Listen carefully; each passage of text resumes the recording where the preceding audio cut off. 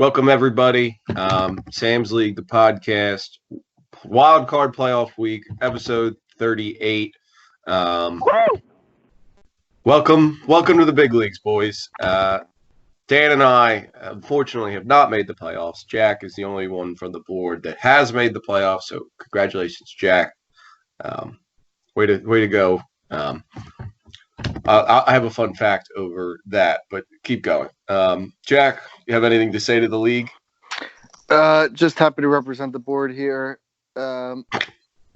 Unfortunate for Cole that he was on the brink of making the playoffs, but he always has had finishing problems. Just happy Chris lost as well. Secured me the first round bye. Danielle got that one. Hi, heyo. That was it was like living in a dream scenario where I had heard Cole talk so much shit on Chris all years.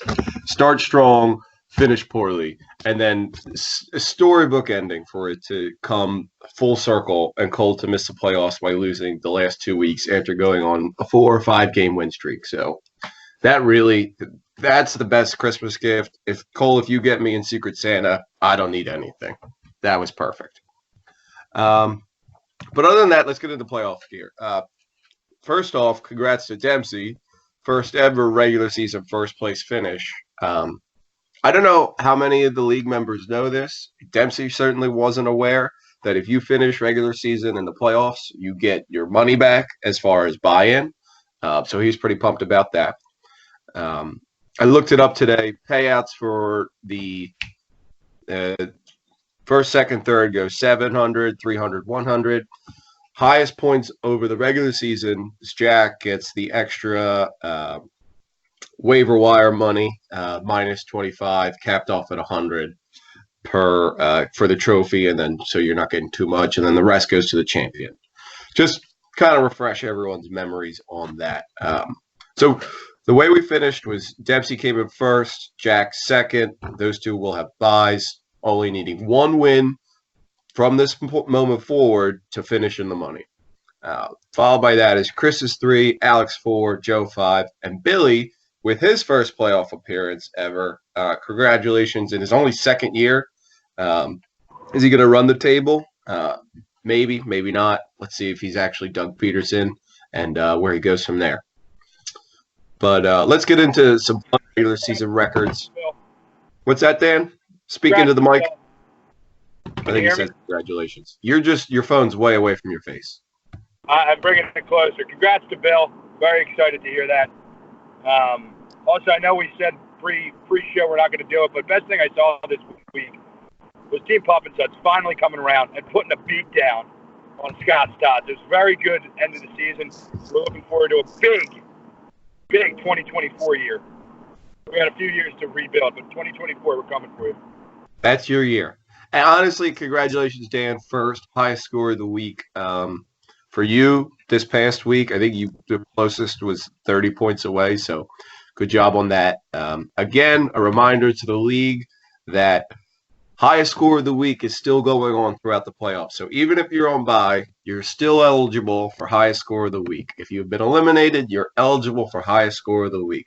Get that $10 in while you can, especially everyone in the losers bracket, consolation bracket, that has kind of just stopped caring. But let's get into this. So again, fun regular season records that I've been accumulating and going through. Joe, with his return to the playoffs, snaps a 4-year playoff drought. And this is actually now the playoff drought goes to, for the longest playoff drought, the holders are me and Hoochie Coochies. We both hold the longest active streak, going on 4, including this year. The last year we both made the playoff was when I won the championship, and I think Brendan was ranked, had a bye week, and lost 2 immediately, so we finished out of the money. So congratulations to us. We're streaking, as always. The other thing is, so our records go back as far as 10 years as far as Excel goes. I don't know if we're all in Yahoo or not. But Dan and I have the exact same record over that timeline. In regular season, we are both 64 and 69. over the last 10 seasons. So, Dan, congratulations to us. I'm happy to share this award with you. I wouldn't have wanted to share it with anyone else. Yeah, Sam, I'm very happy to have that with you. I promise to do my best to keep it like that as long as possible. I'll do what I can. Well, that vaunted Week 1 matchup will just have to end in ties going forward. Speaking of ties, Jack has the best record overall during the regular season on that timeline. He's 87, 44, and 1, and he has a 10-year playoff streak going, the longest of its kind. I think Alex is 6 or 7, but he missed a year back. I think he missed 1 or 2 years in the 10-year period, but Jack, congrats on 10 straight playoff seasons. I think it's been 4 or 5 years since you finished out of the money. And again, like I said earlier, you're 1 win away from repeating, so congratulations on that aspect. On the flip side of that, besides Tim Finnegan and the Second Mile organization, Buck has the worst record over that time period at 33 and 58. Now, he hasn't been in the league for the last 10 years, but it kind of surprised me. This is his 7th season in the Fantasy Football League. I remember recruiting him as a very highly touted fantasy football player. I think he's made the playoff once or twice, tops. Really circling the drain here, Johnny Manziel. We'll see where that goes. And then the last fun fact for the regular season records are Cole and Billy. It's very surprising to hear this, but they're both a perfect 500 on the careers. Billy is 13 and 13, not too incredibly tough.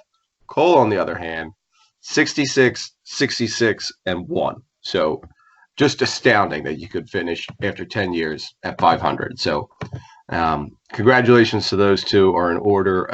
I wouldn't want anyone else to be even keel there. A nice what's the Chinese thing? Yin and yang. Their wins come with their losses. So, but to keep going, the top 3 scorers also I noticed on the regular season, all the same division between Jack, Joe, and Cole. We know Cole didn't make the playoffs, but Jack and Joe both did. 3 of the 4 lowest scoring teams in the year also came from the same division. It was John, myself, and Buck. The only one who scored within that range was Dan, and I think he was about 30 points lower than John. So very, very close for our league or our division to be by far the worst of all of them. So shout out to my goons. We're holding down the block. Jack and Billy are retaining the highest and lowest offensive scores throughout the season. Jack averaged 111.46 per game, not Jack and Billy, Jack and Buck. Jack averaged 111.46 per game, and Buck was 80.95 per game. Neither of those were records. Debsy and Billy retained the easiest and hardest schedules.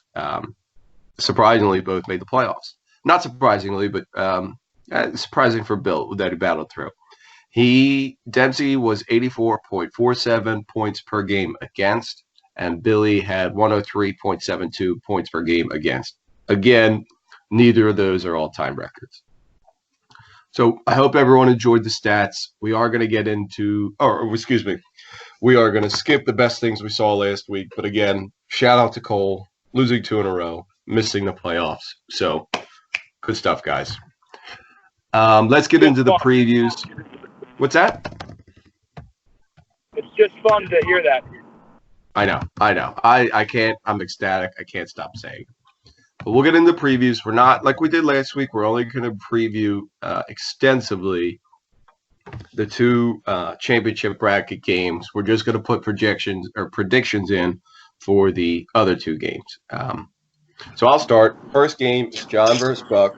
I know John has been on a bit of a losing streak lately, I want to say, he only lost his last one. That's right. He did beat me. But he hasn't been strong. He came out of the gate strong, and he kind of crumbled down the run there. But I do think he rights the ship, he gets back in order, and Buck retains lowest scores of the week. So, John, I'm going to take you. Jack? Yeah, looks like Buck's just throwing in the tail here. FTPs is going to take this one. Move on to the consolation bracket. Oh yeah. Oh yeah. Get that sweet, sweet toilet bowl sweatshirt. Dan? Yeah, you're going to want to get your brooms because it's a sweep. Get him out, people. You heard the man. It's a sweep. He's going to go 3-0 on the year against his in-division rival. That brings us to the next game. It's Sam versus Dan. A really big rematch from week one. Barn burner, 64.72 to 63.6. So, or excuse me, 64.6. 0.12 score. I think the spread's going to be a little bit more right now. Dan's projected to win. However, we're both coming off big wins against Alex. Skinny Fats, 3 wins in a row. Little too late. Too little, too late. But it is what it is. I'm going to take myself in this one. I just feel good. I feel good. Playoffs are coming. I'm running. Jack? We'll find out a little bit more about this game after tonight with Dan's team playing. But I think I will take Dan's team by a slight margin. Going to be a good one. Is the margin less than 1, Jack? Yes, it is. I'm okay with that. That I could deal with. Dan, thoughts? Yeah, I think somehow – so I'm going to win this game, but it's somehow going to be by the same amount that you won the game. And on the year, we're going to finish 1-1 versus each other with the exact same amount of points. Nothing would make me happier. So those are the projections or our predictions for the consolation matchup. Dan's going to actually take us to the first championship matchup. It's Alex versus Joe, 4 versus 5. Dan, let's get your thoughts. Yeah, absolutely. I'm super excited for this matchup. I've been talking up Joe for a while now. I think with the team he has built, all he had to do was get in the playoffs, and good things are going to come to him. Obviously, from earlier in the season, not a great matchup for Kansas City. However, New England has not been playing as well of recent defensively. I think you're going to see a real nice Mahomes game. I'm going to say he gets in the end zone, meaning Kelsey gets in the end zone as well. Ezekiel Elliott's about to run all over the Chicago Bears. He's calling that one as well. Derrick Henry's been the best running back in football over the past 4 weeks. It's been absurd what he's been able to do. Tennessee's winning. They're running the ball. He's in for a big game. Joe's biggest question mark is, of course, his flex and who he wants to go. Oh, my God. We've talked extensively about it. He might go with Hunter Henry. Can't trust Brandon Cooks. So he's got a lot of options. They're not great options, but they're options. And then Alex, of course, just has a solid team. It's been on had a bad week last week. Michael Thomas against one of the better defenses in the league in San Francisco. Probably doesn't get in the end zone, which hurts his value a little bit. And Scott Stotts has struggled at the quarterback position all season. And I bet you Alex never would have thought he'd be starting Ryan Tannehill in a playoff game this year. But I really don't think he thought he was gonna. better than Nick Foles and his negative 1.47 points.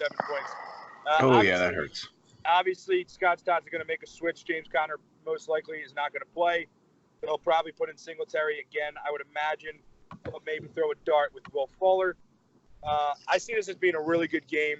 Give it to Joe, though. I think he makes the championship. I think he wins it all. I'll give it to him 114.70 to let's give Scott Stotts 108.68. I do want to say, comparing keepers here, with James Conner and Derrick Henry are two of the. I mean, Alex clearly has Michael Thomas and Melvin Gordon that cannot be discounted. But James Conner was one of his touted keepers coming in the year. James Conner scored 1.6 points over the last 5 weeks. Derrick Henry, named for Derrick Henry, has scored, 28, 31, 21, 21 over, and then a bye week. So really the tale of two cities here with these games.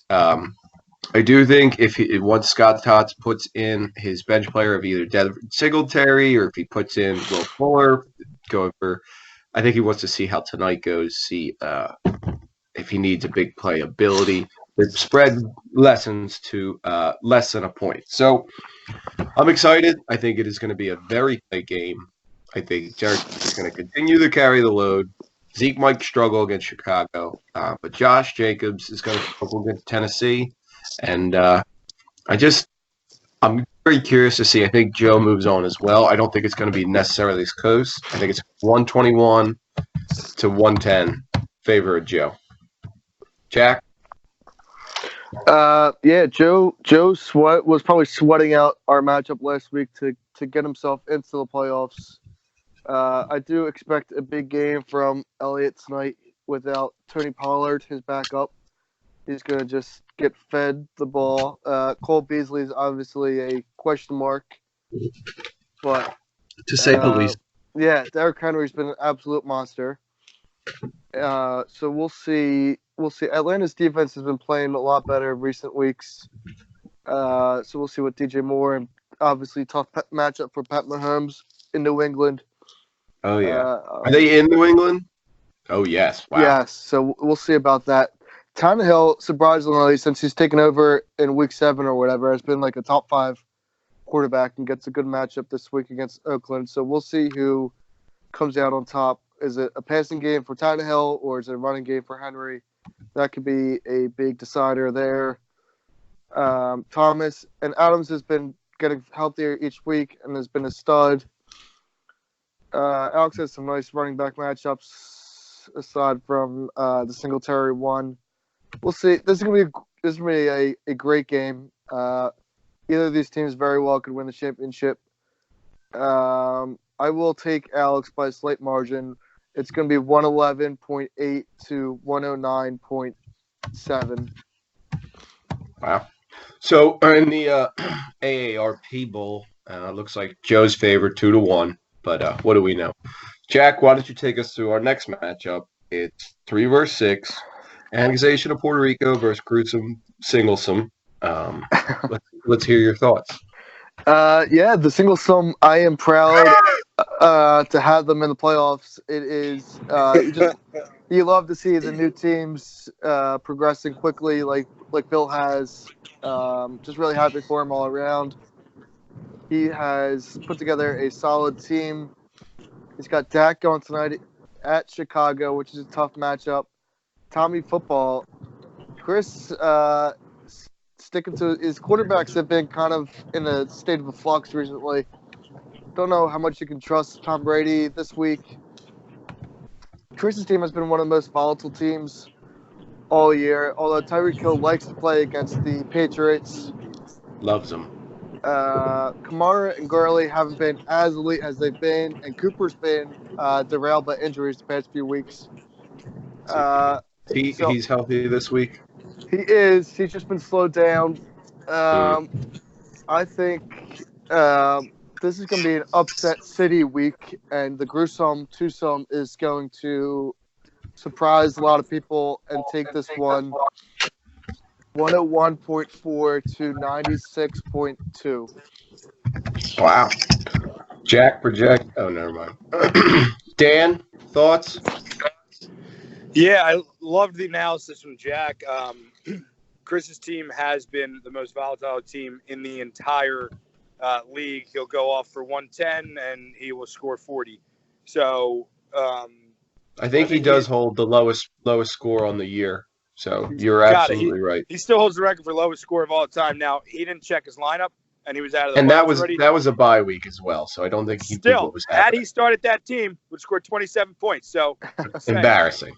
Anyways, yeah, I really like Billy's team to I like him to get his first playoff victory. The 6th seed's going to make it. Just a quick question Joe was asking about it too. I forgot to ask. We don't reseed, correct? No, we do not. Just wanted to make sure. But yeah, so I think Gruesome Twosome takes this one home, and we see the Gruesome Twosome move on to the next round. I guess they would play Jack in that Jack's scenario, team, right? Yeah. I think Gruesome Twosome wins this one. It's going to be a close one. I think Gruesome Twosome is going to crawl their way to 94.68 points, and I think Chris will have a tough time getting to 50. So we'll put him at 49.98. 49.98, yeah. As always, unbiased analysis from our. If I'm anything, I'm unbiased. I mean, I respect every man in the league. Respect all, fear none, right, Dan? That's what brought us to 4-9. I'm going to go opposite of you guys. I think Mark Ingram's going to continue his tear. I think Chris Godwin's due for a big game. And I think Prescott's going to tear Chicago up. I think they're going to rely heavily on Zeke, and then he's just going to hit us down. He's been having, I think, last 4 or 5 weeks he scored 24-plus points per week. So he's been playing very well. He's been a great addition by Gruesome Twosome, so I think that's going to bode well. Green Bay against Washington is a great defense to pick up. John Brown has been playing out of his mind. We might as well call Billy's team the American Eagles because he's got Hollister in there at tight end. No one liked that one. It was a good one. No. I was on mute. Okay. I was just laughing. It took me a second, but it was a good one. Everyone was just dead silent. So, however, let's just hope for Billy's sake Prescott doesn't score. Throw it to Cooper. I think that would be the only thing that brings him down. I think Tom Brady's going to struggle, not just because it's Kansas City. I just think he's going to struggle. He might get a bunch of garbage time points to bring him back to where Chris needs to be. And, I do like that it's the Tampa Bay versus Tampa Bay wide receiver. I like that matchup a lot. Kamara's going to struggle as well, but I think the Rams are starting to get on the right path, and they get Gurley in the end zone against Seattle. However, all that said, I'm not picking against Chris, even though he did lose his spot by dropping one to Hoochie Coochies last week. I think it's going to be Chris takes this one on Billy's birthday. Sorry, sacrilegious, I know. But it's going to be 103.6 to 100.2. Close one. Annexation of Puerto Rico moves on. Billy gets a quick taste, and then he's out. He's going to be the Matt Nagy of the league. Hopefully he doesn't crash and burn next year. So that's what we got this week. Those are our projections.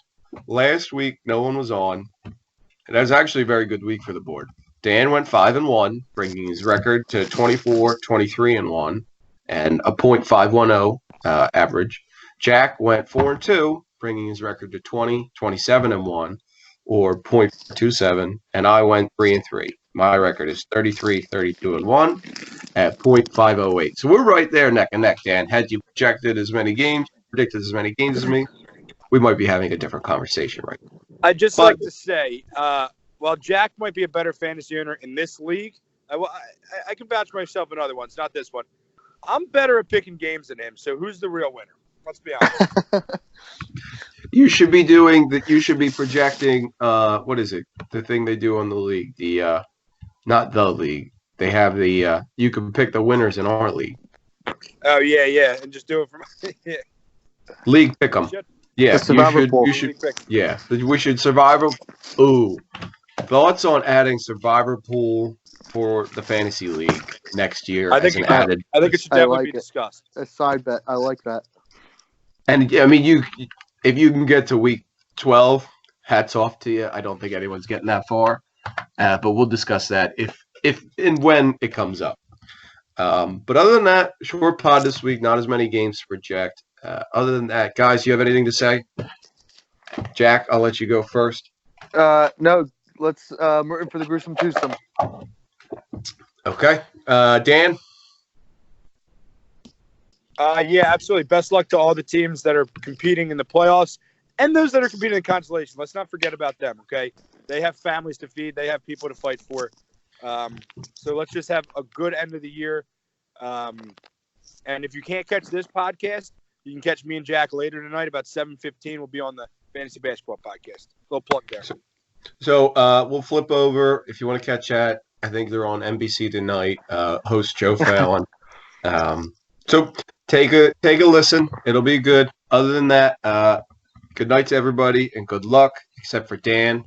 You're going down. Later. Screw you.